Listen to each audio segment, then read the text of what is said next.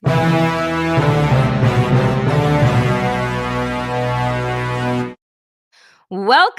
to Democracy-ish. I'm Danielle Moodie. And I'm Wajahat, and I don't have to worry about getting measles because I'm vaccinated.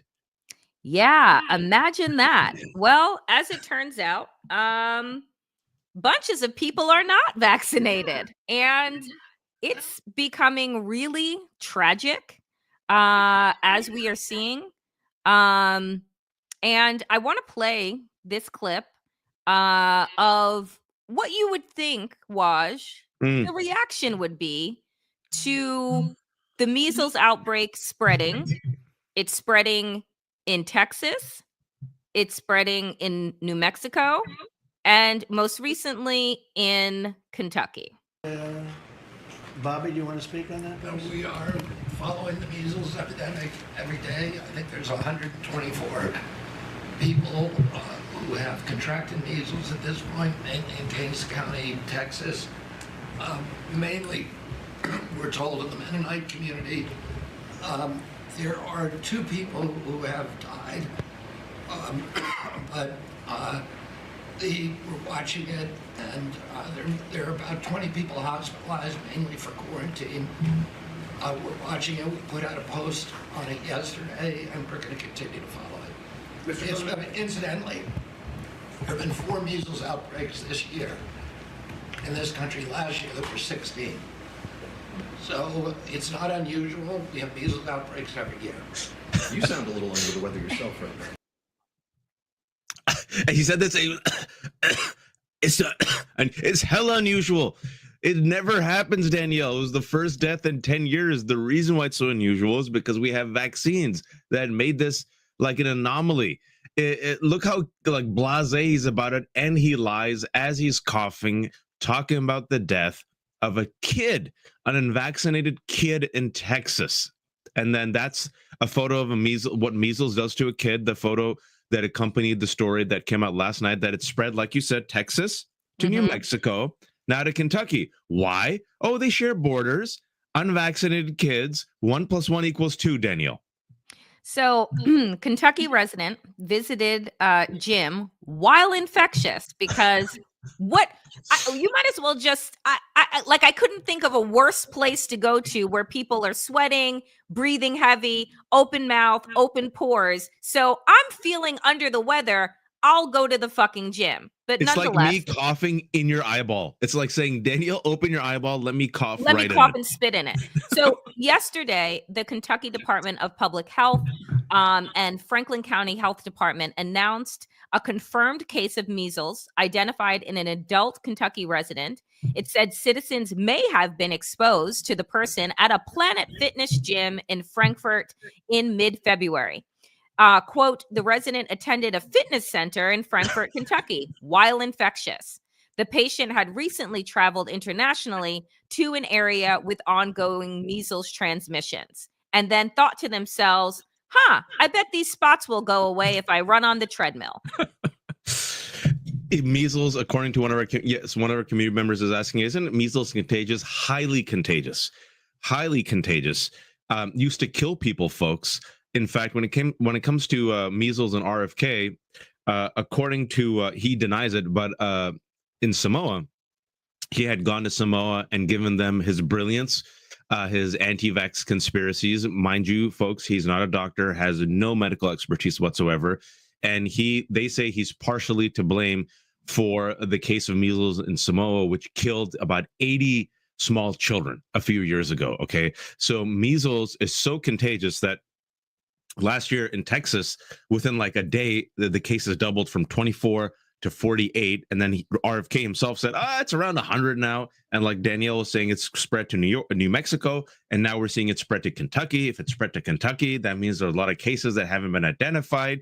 We know vaccination rates of children, Danielle, in the past 5 years have gone down. And why? why have vaccination rates gone down in American kids? Can you please tell the folks? Oh, well, because during the COVID crisis, when Donald Trump and MAGA Republicans were lying about the vaccines and saying vaccines cause all of these things, don't take the COVID vaccine when it comes out. Because remember now, Biden had become president. And so it was trying to roll out shots in arms as quickly as he could.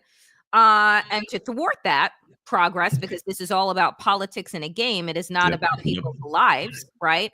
MAGA Republicans began to spread lies, and RFK Jr. is also a conspiracy theorist and has said things to the effect of vaccines causing autism, vaccines causing people to be transgender, and also during his confirmation hearing had the audacity to repeat the lie that Black and white people do not need the same type of vaccines.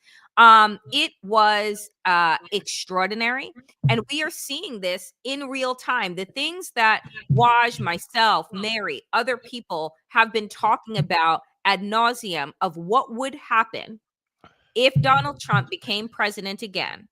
What would his cabinet look like? Oh, RFK Jr. would probably become the head of HHS.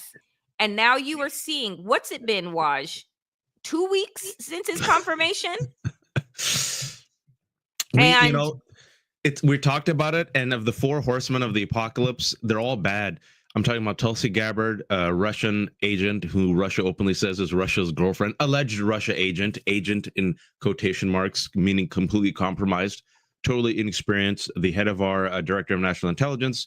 We have Kash Patel, conspiracy theorist, who wants to use his perch to own the libs and use the FBI. And now with Dan Bongino, deputy director, another conspiracy theorist, to go after all of Trump's enemies. Then we had, who else? I'm forgetting another one. Pete Hegseth, affirmative action hire, whose own mother calls him a sexual predator. A person who, while he was in Princeton, wrote, if you have sex with a woman who's passed out while she's drunk, it's not rape. Foreshadowing. He paid a woman $25,000 NDA to stay silent about his alleged sexual assault of her. Read the police reports. But the worst one, to me, was always this: RFK. Of all the horrible ones, like the world's worst, they're all terrible, because exactly of what this pick, like you said, Danielle, his history of anti-vax conspiracies, his history of promoting eugenics, which we've talked about on this show, him being the director of the Health and Human Services, which, by the way, folks, also looks over Medicaid and Medicare, right? Oh, and also the FDA. The FDA, the CDC, which no longer is in contact with the World Health Organization because we cut that off during record influenza cases, which have already killed 19,000 people. The reason why I was so scared of this one is, as some of our community members have mentioned, and as Daniel mentioned, the very deliberate, cynical, disgusting weaponization of vaccines and science to further promote the culture war during a time of COVID. COVID is still around, folks, right? TB has gone up in Kansas, record cases. Influenza has gone up. Measles have gone up. Bird flu's here, right? And the worst part about it, Danielle, is I mentioned this, I think, on Mary's show a couple of days ago. In New York, I know you know the building, right? Where the Fox News building is, the Fox headquarters. Yeah, because it used to be next to Sirius. Yeah, I mean, it is next to Sirius in Midtown. These people are so gross that as they attacked vaccines and Fauci, in Fox, in order to get into Fox, you had to get vaccinated, you had to show your vaccine card, and you had to wear masks, because Rupert Murdoch, who's like 900 years old, didn't want to get COVID. So all of them were vaccinated, all of them were safe, and while they were safe, all these Republicans are all vaccinated. As they're safe, they're literally now, this is what you and I talked about, people thought we were being crazy. I said, they're going to kill our kids. And now we have a dead kid, at least one dead kid. Sorry for my rant. I mean, but no, because here's the thing is that it's going to get worse. And what makes me, oh, that's nice. You're being wished happy Ramadan in advance. Oh, thank you. Ramadan's tomorrow. We'll talk about it at the end. Thank you, Aida. But what is happening here is that this is not something that can be contained, right? Like that. Oh, well, what I said yesterday on the Danielle Moodie show, and I said also on the New Abnormal, is that what this is going to promote is going to be medical tourism. You know how medical tourism was largely now is around people who want to get cosmetic surgeries for cheap in different countries, right? So you can go to Thailand, you can go to Mexico, blah, blah, blah, blah, blah. But what's going to happen now is that the wealthy are going to be able to travel to Europe, to this place, to that place, to receive the kind of vaccinations, or they'll get them from their expensive concierge doctors that Yep. they all have, to be able to make sure that they're immunized and that they're safe. But the public, right, the larger public, is who is going to be sick and suffering, right? And they think that they're going to be able to encapsulate themselves, right, in these little bubbles and not exist with the rest of us. And Yep. I just, again, I never needed to be a part of the find out of the fuck around, because I was never fucking around. But they are fucking around with people's lives. And the more that you do that, you're going to see how it's going to spill into your lives. And yesterday, you would have been proud of me because I put up on the Danielle Moodie show the Elysium movie from 2013 with Matt Damon, and talked about it at the opening of the show, and saying two classes, the ultra rich and everybody else. The ultra rich lived on the space station Elysium, and everyone else lived on this ruined, diseased, polluted Earth that they destroyed, and then they were able to go to the space station. The year was 2154, but you could basically tell me that it's 2025. But at least there was a female president. Jodie Foster was president, so She there was some secretary. yeah, and there was an Indian American president. There was a Muslim president, and then Jodie Foster was secretary. So yeah, sorry, my bad. At least my people made it on top. Cash was president. Here's hoping. So as we continue our Make Death Great Again, and folks, we laugh so that we don't cry, right? Like none of this is funny. But now, with the gutting of USAID, which is just the range of extraordinary cruelty and just sickness. You want to talk? Remember how back during Obamacare, they said that we were going to have these death squads and people, there were going to be these death, they are the death squad, right? They are literally the death squad killing people. U.S. terminates funding for polio, HIV, malaria, and nutrition programs around the world. Here are some of the 5,800 contracts the Trump administration formally canceled this week in a wave of terse emails. Go ahead, Waj.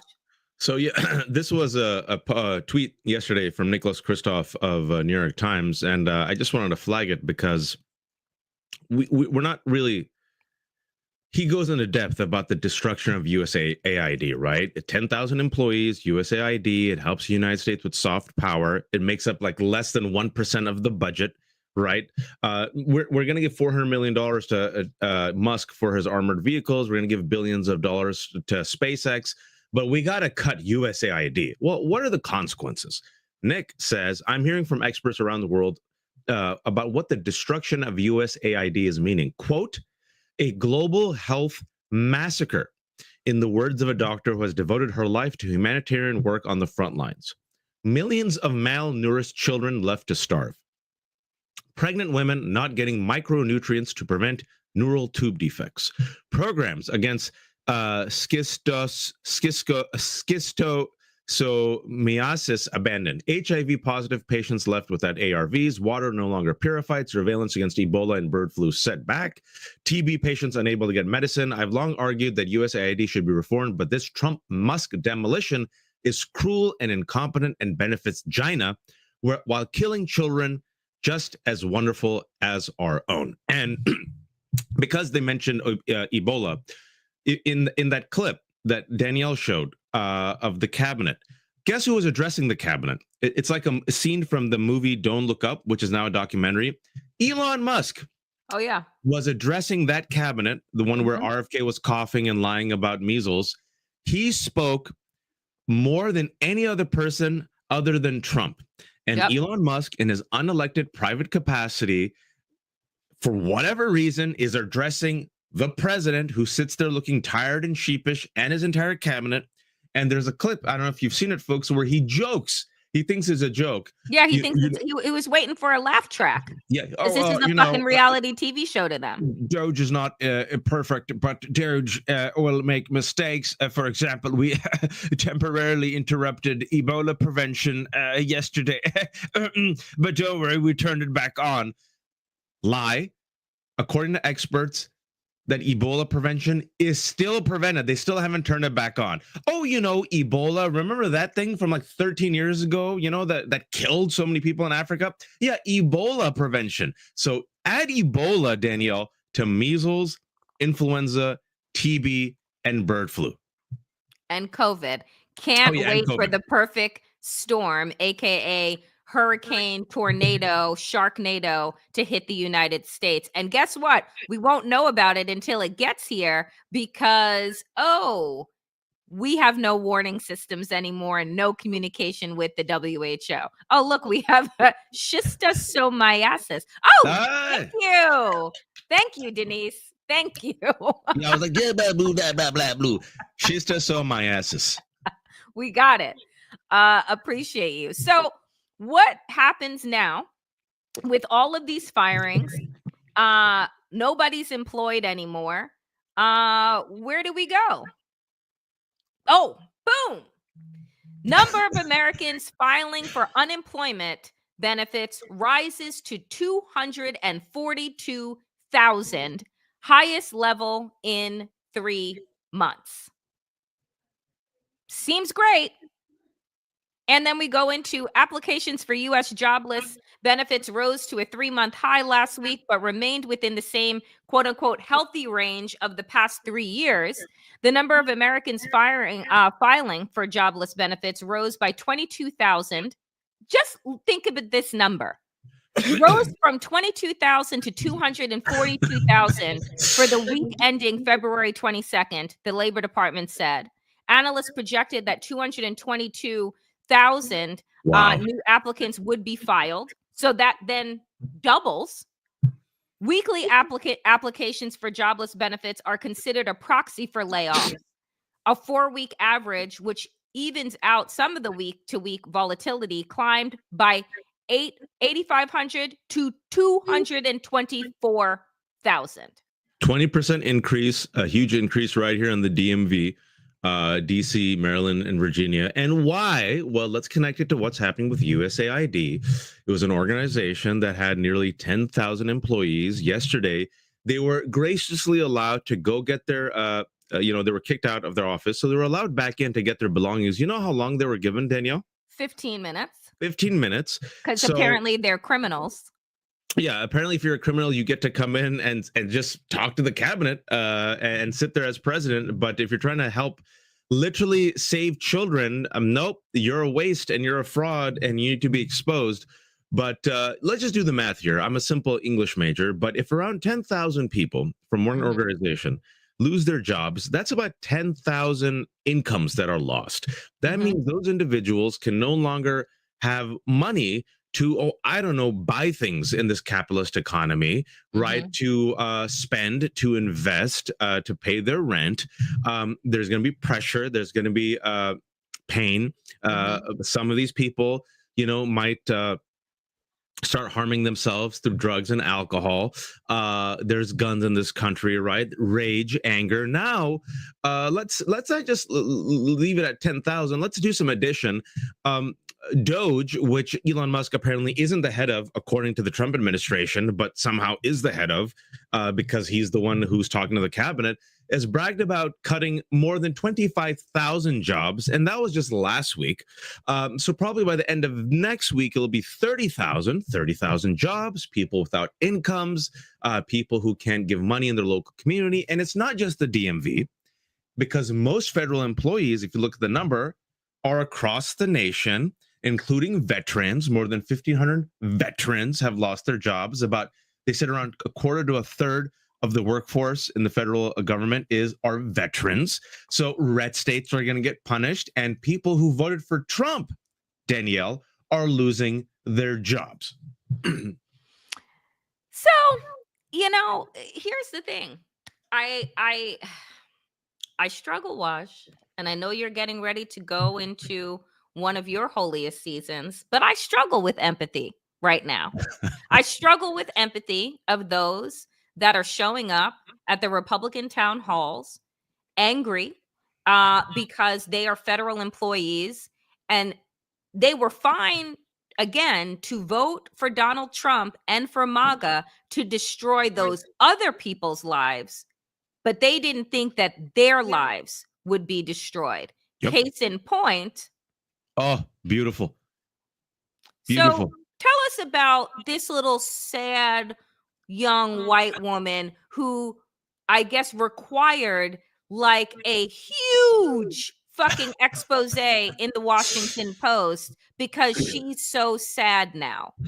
Huge profile in the Washington Post yesterday on this woman, Riley Cooper, 24 years old, who all she wants to do is be a mother.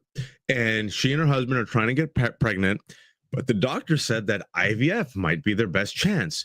So she said, oh, didn't Trump say he promised to make it free? He doesn't lie. And when she went to vote, she said that was the only thing on her mind. Didn't Trump say that he'll make IVF free? So I'll vote for the guy who grabs women by the pee, who's a convicted criminal, who's been held liable for rape and defamation, who bragged about overturning Roe v. Wade and attacking women's rights. I'm going to vote for him. And she was staring at her phone. Oh, recently. And then she learned that workers like her, probationary workers in the Forest Service, were next to be fired. And her union told her, sorry, Cooper, better luck next time. You're out. And then she's like, but I'm a pretty young blonde white. Why me? It was the darkies who were going to get the boot on their neck. I voted for the boot to be on their neck. I needed them to suffer in order to feel great again. Why is the boot on my neck, Danielle? Getting fired meant she would no longer have health insurance, including the 12 weeks of paid maternity leave that was a guaranteed benefit of her federal service. Also gone would be the promotion that would allow her to plan for the kids she so badly wanted to have. She wondered if Trump was going to break his promise to make IVF free, and if it would even matter if he did. I mean, I feel bad, but okay, this is my take on it, Danielle. Tell me. All right. Believe it or not, folks, I'm not a sociopath. I might look like one, but I'm not. I don't need people to suffer in order to feel great again. MAGA would rather have the rest of us, especially people who look like me and Danielle, suffer than them actually live. I'll repeat that. They would much rather have the rest of us suffer than them actually living and succeeding. If you could sell to them that your life won't get better, but the darkies are going to be in pain, they're like, yes, as long as the darkies are in pain, I'll take it. They're like Khan from Wrath of Khan at the end, where he quotes Moby Dick and says, from hell's heart, I stab at thee, to Captain Kirk as they're dying. But they have pleasure in knowing that we're going to die as well. It's the cruelty.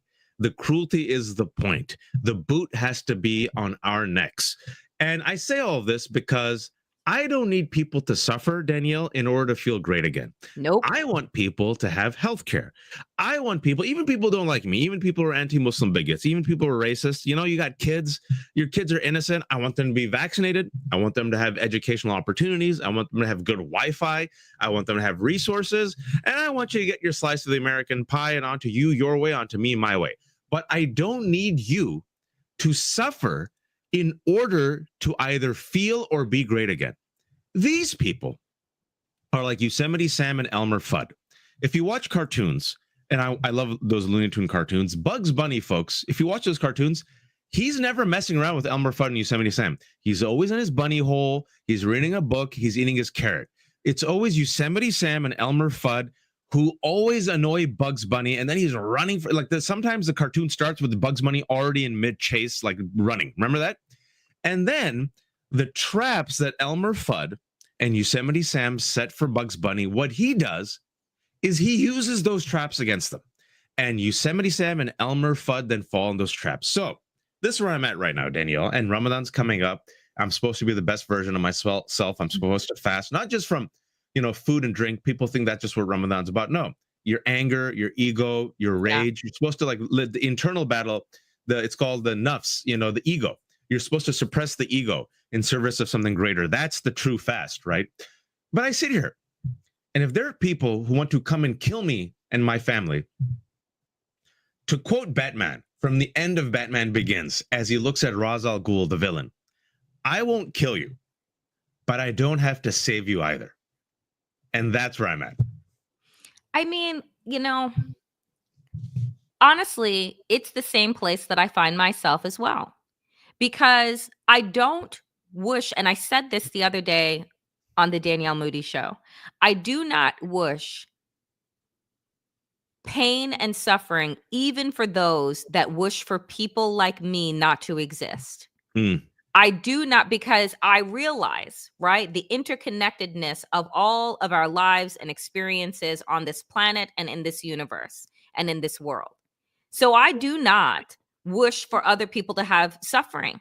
I actually wish for them to find some type of joy, some type of peace, so that they do not feel like they need, right, others to suffer in order to feel good. What is so lacking and devoid in your life that is where you find joy? These people inside of the MAGA-verse are utterly broken people. And because they are filled with so much pain and hate and anger, they just ooze it out on the rest of us. And so I genuinely wish for them to find some type of solace, some type of light, right? Because no one should be living their lives in a way where your pain and suffering is where I gain my strength. Yeah. That's right. It's an extraordinary way to exist. That is just the utter definition to me of depravity. Yeah, the misanthropy is manufactured in a way and played on by a right wing, and we've talked about this cartoon, which I think is so on point. It's a single panel cartoon where Rupert Murdoch, this 93-year-old villain whom the show Succession was based on, the head of Fox, and a person who probably is one of the most despicable villains of the 21st century, has helped backslide democracy, not just in the United States through Fox, but also in the UK and Australia, and also climate change denialism, right? He has an entire plate of cookies, and the cookie mound is this high. There's a white worker to his left. There's a black worker to his right. Both of them have plates, just small crumbs. And he looks at the white worker as he has all the cookies and says, he took all your cookies. And that's what we're witnessing, is that the 1% is telling these people, it always has the Southern strategy, it isn't us. It's that 1% trans. Beat them up. And so what they do, Danielle, is they give them targets. All your rage, your anger, your frustration, your life didn't turn out the way you wanted. Your wife hates you. Your kids are miserable. You didn't get the promotion. You know why? See that Haitian? He took your job. See that Danielle? Look at her. She has a show. You don't have a show. It's because they love the blacks and the women. They don't love the whites. See that? See that in Ohio? Those two gays who got that job instead of you? It's because you're a straight white woman.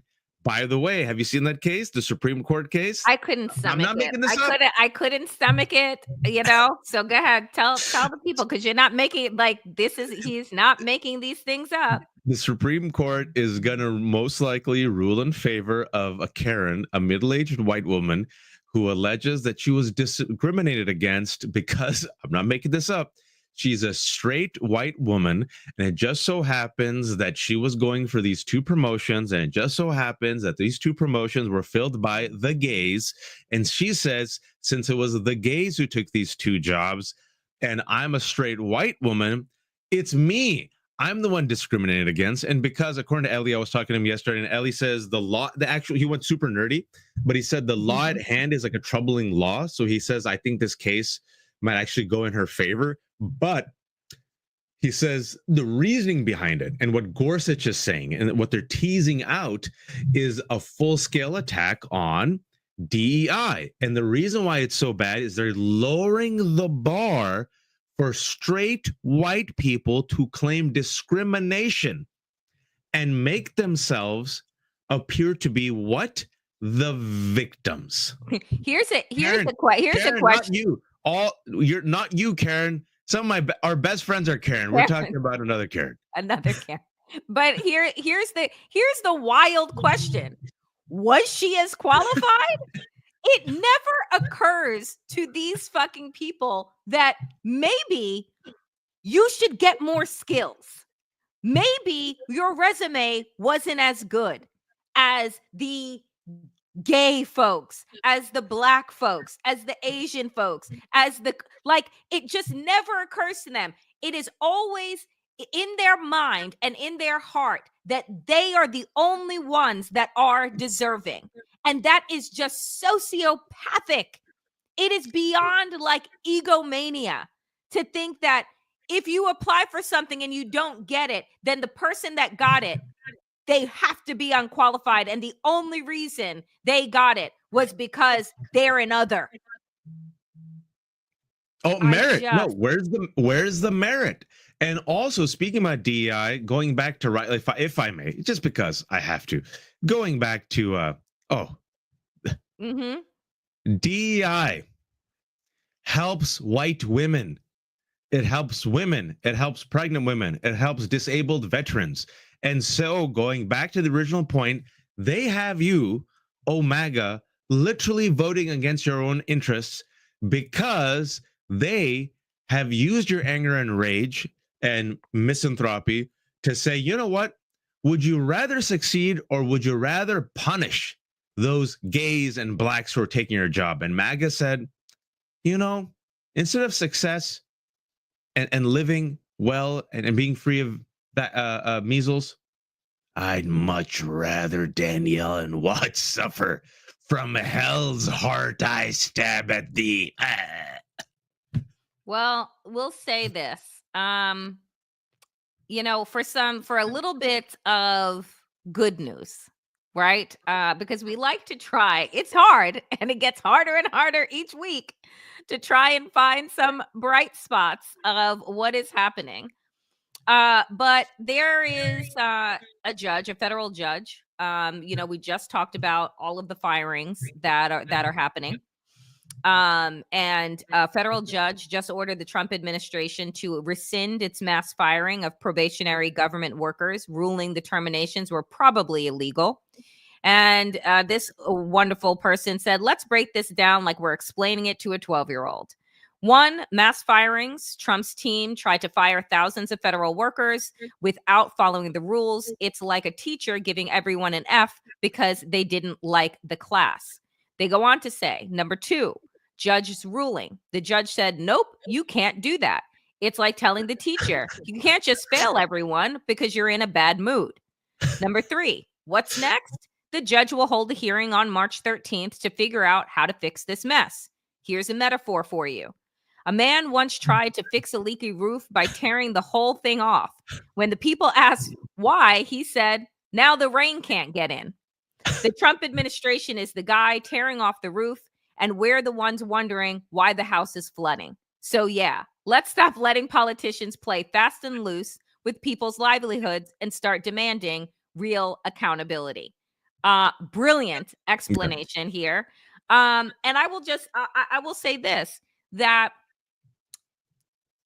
what we are seeing, though, is that these judges are using the rule of law, are pausing these actions from happening, are giving deadlines, and the Trump administration is saying, yeah, I don't care. I don't And care. what we have to understand here is that judges have no enforcement power other than I give a judgment and you are supposed to follow that judgment because we live in a country of rules and laws. But if you, the president of the United States, who is now the head of the country, says, if I who fixes the country, right, can't break any of the laws, and you determine that you are not going to abide by these judges, then folks, we end up where we are, which is currently in a constitutional crisis. Because let's understand that these judges are saying, give these people back their jobs. You can't gut the USAID. You can't do X. You can't do Y. And what Donald Trump is saying is, I don't give a fuck. And just recently,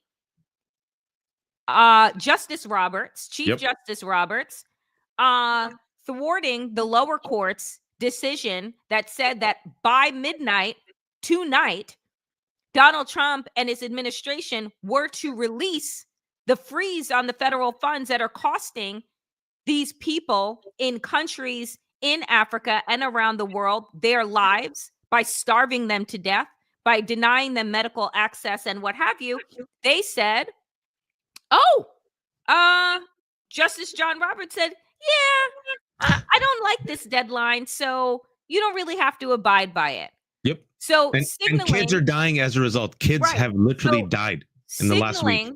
To the Trump administration, the Supreme Court, we got your back. That's right. So for folks who continue to believe that these federal judges are the brakes that we need on this administration, know that they are throwing all of this shit at the wall, hoping that it goes up to the MAGA-fied Supreme Court, who continues to say, keep going, buddy, do more damage. We got your back.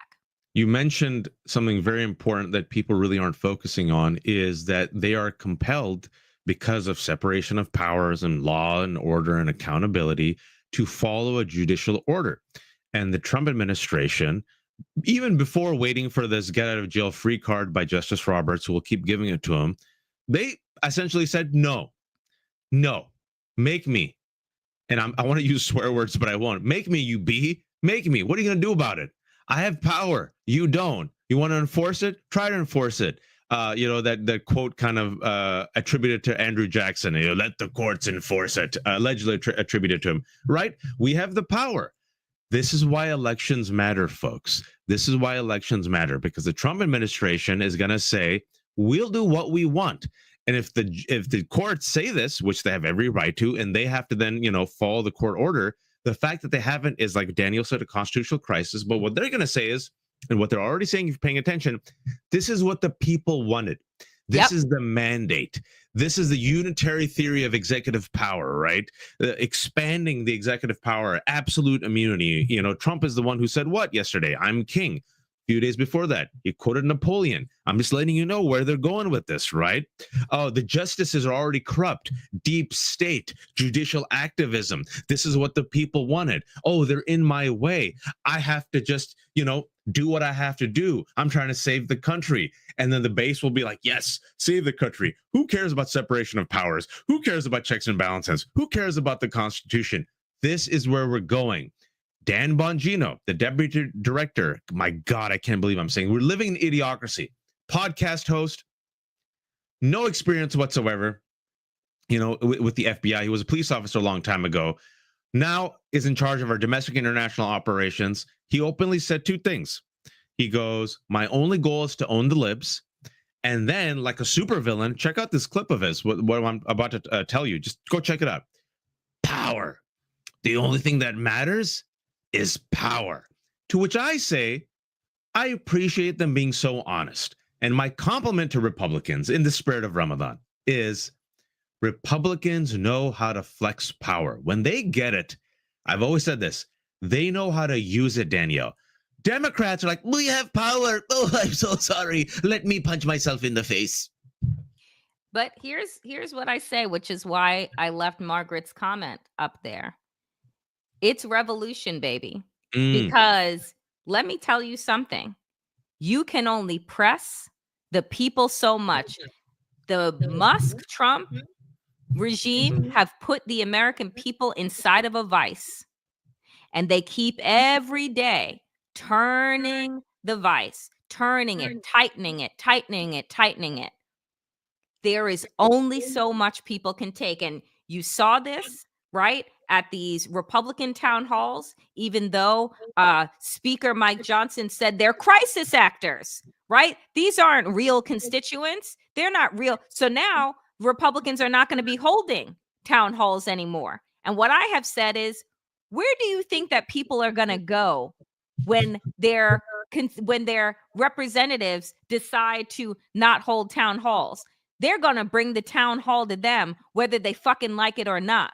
And just as a reminder, I forget what member said this, but you will, who said, we have more bullets on our side, right? They always love to go back to how many guns Republicans own and how armed and how, because they always thought that those guns, those things would be directed at other people, their shared enemy. And what I'm telling you is that they are putting their constituents, these red states, into a fucking vice. And these people are absolutely armed, dangerous. And this time around, they actually will be there to harm them. Can I say one quick thing about that, Danielle? I've been saying this a lot, and I know people get very uncomfortable. I've been saying it for a week because I think I know this country. This country has more guns than people, 400 million guns. Yep. This country has mass shootings on a weekly basis, which is so normal that we become numb to it. But if, God forbid, even one of them happened in another country, like say, I don't know, New Zealand or Australia, it'd be a major crisis where the leaders would say, gun control immediately. That's what happened. This is a country where the leading cause of death of children and young teens is gun violence. Exactly what you said. I don't think Republicans have realized their own base is locked and loaded. It was a Trump supporter who tried to assassinate him. It was a Trump supporter radicalized because, like, his girlfriend left him, a veteran who blew up the cyber truck, right? And by the way, guns and getting guns in this country, Danielle, super easy. And there's this great story that came out yesterday about people protecting themselves in Ohio, where Nazis were marching after Donald Trump and Vance promoted the Nazi conspiracy, the lie that they knew was a lie of Haitian immigrants stealing and eating pets. Nazis descended in Ohio. And then guess what? They were accosting and assaulting the population, especially the historic local Black population that has a history of trying to survive white violence. Guess what? You see that photo yesterday came out? You got Black folks with guns acting as patrol, saying, we're going to take care of our own community. We all got guns, folks. And guess who used a gun, allegedly, to engage in a targeted killing of a United Healthcare CEO because he was pissed off about the healthcare denials of a company that denies 30% of claims with the use of AI. A rich kid, a rich white kid, allegedly, Luigi Mangione. And I don't approve it. I don't approve vigilante violence. For everything I just said, it'll be chaos. But guess who's seen as a hero and has a majority of Americans rooting for him in 2025, Danielle? Luigi Mangione. So what do you think is going to happen, folks? What do you think is going to happen? People aren't connecting the dots. I know every time I say this, people get nervous. Like, Waj, are you promoting violence? Absolutely not. No, I'm telling you to watch out for it. To watch out for it because it is coming. And I'm telling you, this spring and this summer in America is going to be fucking wild. And people don't see it. But before we get out of here today, after scaring the hell out of all of you, let us see some good news. Bad news for Elon Musk genuinely does mean a little bit of good news. Tesla stock is falling at the end of its second worst month And I pray that this headline by the end of the year will say Tesla stock is falling at the end of its worst year ever. Inshallah. Because the protests of people, because again, the majority of people who buy electric vehicles are not inside of the United States. They are actually in Europe, where he decided to go support the AfD, the alternate racist Nazi party in Germany, and the rest of Europe said, fuck you. And his European sales are in the toilet. And, you know, what folks are saying today is that regardless of how Friday turns out, February has been a terrible month for the stock. Tesla stock was down 30%, leaving it up at about $26 since the November 5th election and putting shares on pace for their second worst monthly performance on record. Shares dropped about 37% in December 2022, the worst month on record. So boycotts work, and people in Europe and around the United States are saying no to Elon Musk. And 60% of his wealth is wrapped up in Tesla stock. So I say, keep it fucking going. And to connect the dots, it should be clear that Danielle and I are advocating resistance, nonviolent resistance, economic boycotts, and we're going to give you some more examples of the stuff that's happening. But to tie it together, that Tesla boycott was in part led by Alex Winter, actor and activist. You remember him from Bill and Ted, and they've been doing it for the past week, all across the nation, all across the world. But also, Danielle, I don't know if you saw the news that came out today and yesterday.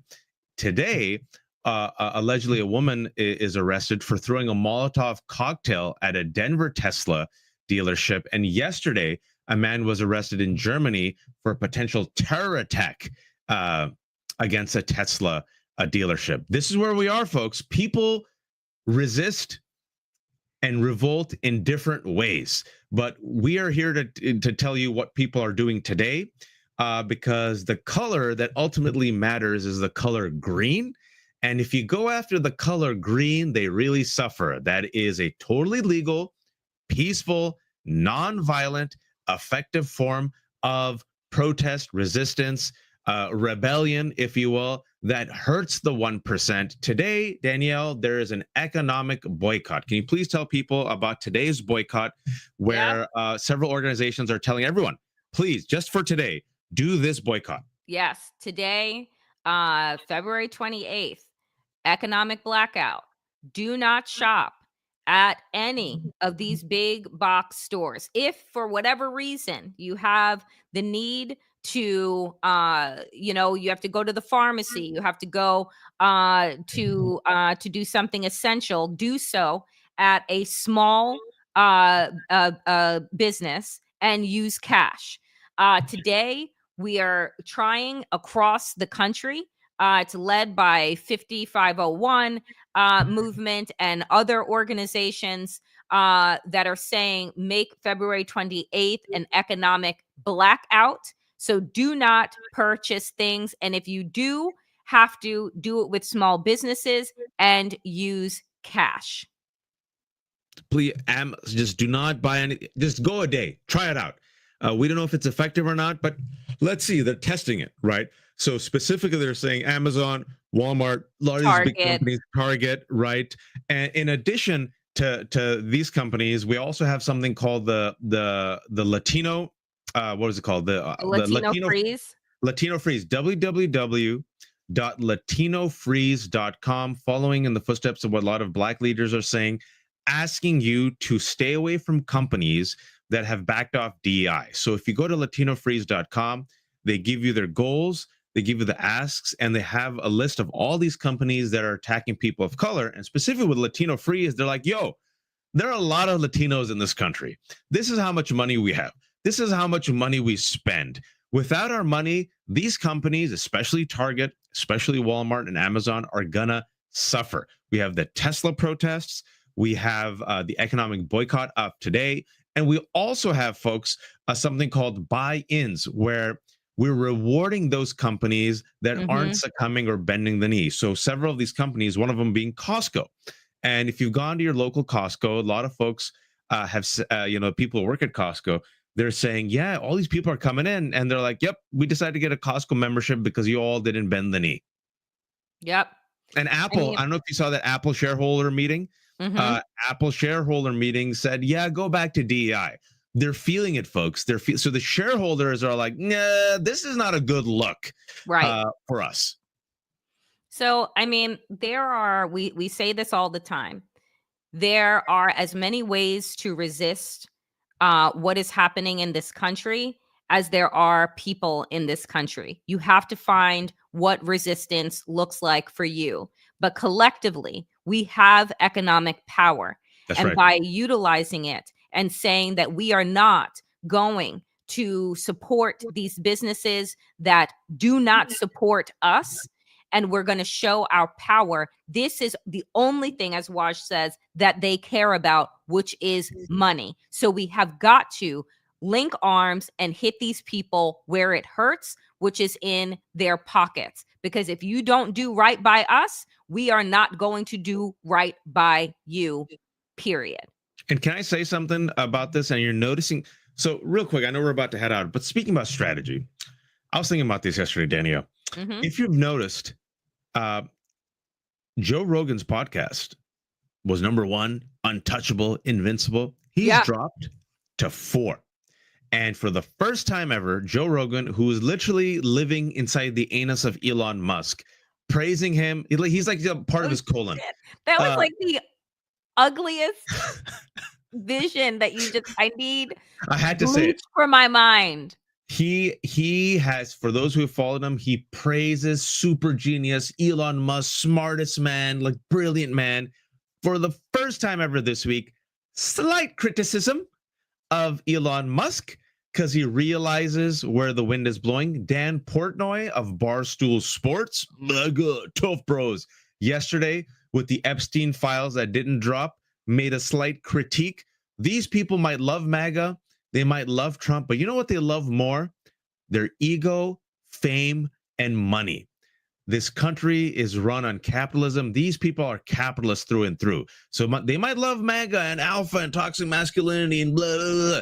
They love money more. And they're finally feeling a little bit of that heat, Danielle. And so the question I have for you, do you crush them or do you capture and convert them? And I'll give you an example. I remember, I'm old enough, post 9/11, for about 5-6 years as this country lost its damn mind, some of the worst then right-wing trolls, right, were also leading Islamophobes.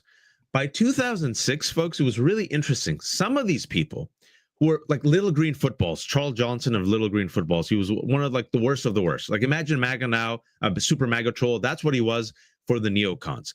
But about 6-7 years into it, he did a complete 180, Danielle, because he said, they lied to me. And then he got radicalized in the opposite direction. Yep. And now he's like, we got to vote for Obama. The neocons lied. I can't believe, I apologize. So a capture and convert here, folks, might actually be better for us in the long run, even though a desire of me is to crush him. Yeah, I agree. Look, I think that, here's the thing. There's a lot of damage that is being done in a very short amount of time. And I will go back to the vice, there's only so much that people can take. Eventually, folks are going to look around.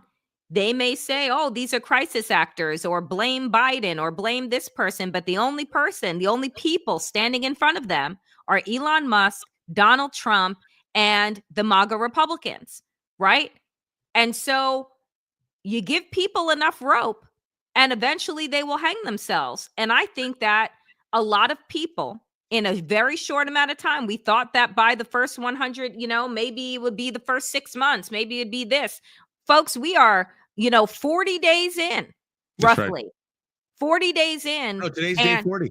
Today is day 40. And Americans who voted for Donald Trump thinking that he was going to change their lives He did. He just didn't say that he was going to change it for the better.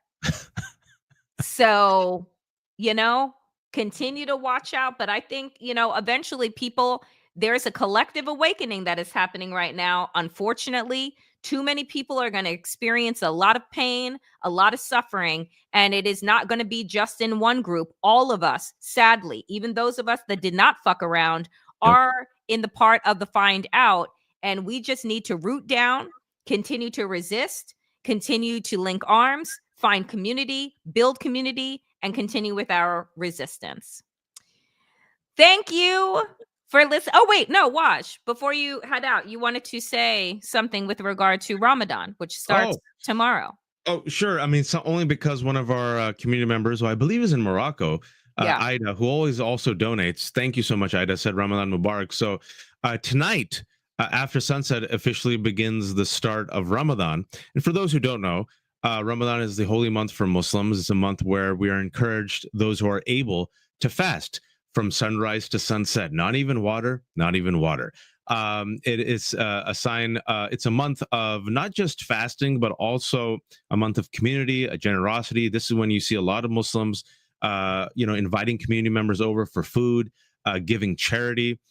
There's just three layers to, fasting. A lot of people think, oh man, these Muslims, they're fasting from, food and sex and water from sunrise to sunset. Yes. Is it hard? Not really. You get used to it very quickly. The second level is the really tough level is what you're supposed to do through this fast is not just get an empty stomach, right? But you're really supposed to be intentional, aware, disciplined. If you have anger, work on your anger. If you're miserly, release your hand, give more, make amends, forgive. The tough stuff, the really tough stuff, all in community, right? Literally bringing people in. It's deeply communal. Every day there's an iftar, which is that feast that opens the fast, right? You invite your neighbors, you invite those who are marginalized. So it's very important in this moment of resistance that Ramadan is coming, because Ramadan asks you to call in people, especially those people that are outside for whatever reason, right? And forgive and build a robust community and celebrate with each other. And the third aspect of the Ramadan fasting, which is the hardest, which is for the elite, is to try your best to be as God conscious as possible, right? Try your best to separate yourself from what is the worldly ambitions and worldly goods, to literally be outside yourself and see what you can do. So regardless of whether you believe in a deity or not, now in the multi-billion-dollar wellness industry, Danielle, they tell us to meditate, right, and to be grateful, and to be grateful. Yeah, and to be grateful. So for those who don't know, that's what Ramadan's about. And if you have Muslim friends, and around 5 o'clock you see them in a zone, don't be offended. They're just like waiting for sunset. That's all. So it's a test. It's a test for me. I was thinking about this. It's a test for me during this time, as everything is going to hell. And I read the news, and me and Danielle do this show, and we have a righteous anger. How do I take these emotions and channel it into something that can build instead of destroy? Yeah. Well, thank you, Waj, for offering that insight into your faith and the dedication. And I genuinely believe that regardless of what faith people have, that now we really are being called to sit with ourselves, to have deep gratitude for what it is that we do have, and figure out how we get to a place of being able to vibrate higher, right? And build deeper connection and community. Because I think that this moment is calling on all of us to have a deep sense of faith in something. And if it is not a higher power, then in each other, to do better. To be better, particularly when all we are seeing is the worst of humanity. I think that is when you are called to be your best self. When all you are seeing is hate, it is for you to figure out how to deeply love and connect. So I appreciate that so much. and Ramadan Mubarak to you and to all those that will be celebrating over the next month. And with that, our dear friends, we got to over 1,600 viewers right now. And we cannot thank you guys enough for showing up. Thank you so much for your donations. Continue to like, comment, and subscribe and help us feed the algorithm gods. This Where are you channel, at, Danielle? How many I've subscribers? hit over 15,000 now. And so we are continuing to grow. So share this episode on your platforms with your friends, your family, your colleagues. If you have not liked, commented, and hit that subscribe button, do so. And thank you so much to all of those who have donated. Again, independent media. We are doing this from the ground up, and we genuinely appreciate every single dollar that we receive. It goes a long way in helping us to be able to continue to deliver the kind of content you all deserve. So thank you for listening to Democracy-ish. I'm Danielle Moodie. And I'm Wajahat. And we will be back on Monday, 12 p.m. Eastern, if in fact we have a country left. Inshallah.